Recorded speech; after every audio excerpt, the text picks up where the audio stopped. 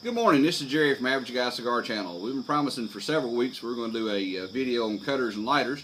We determined when we did the first one this morning that you can't cover all the cutters in 3 minutes. We try to keep our videos to 3 minutes because a lot of folks just have a few minutes to watch one. So we're going to do guillotine cutters first. The first one we're going to talk about is a single blade guillotine cutter. I'd like to thank my buddy Vic for this. He gave this to my son, so congratulations for his first job he landed out of college.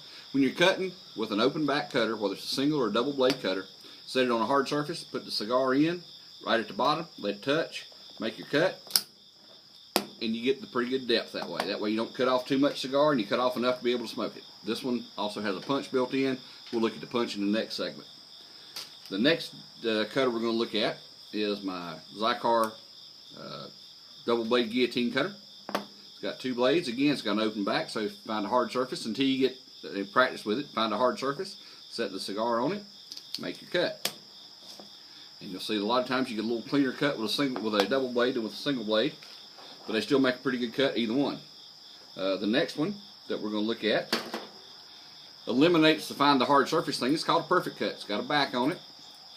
The depth is the right depth for cutting the cigars. It's also got a hole in the back, so if you're smoking a torpedo shaped cigar, just insert it in the hole and make your cut. So we're going to cut another one here.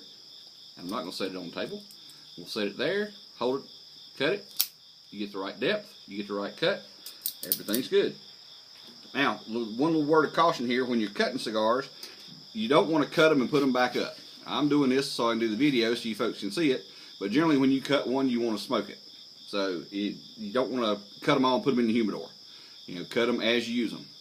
The last one we're looking at here is the scissors, and I'm kind of a gadget guy, and this is a Cigars scissors. It's got a little bleeder valve on it. Got tools to help open the box of cigars when you get them. A little screwdriver to make adjustments on the fuel, on the flow on your butane lighter. But again, pair of scissors. I think everybody since kindergarten has learned how to use scissors. But yet this is supposedly will cut up to a 54 ring gauge. Although since I'm a bigger ring gauge kind of guy, I have determined that you can cut up to 70s and 80s with these. You just got to open them way up and be careful. Okay, I'd like to thank you for tuning into our video.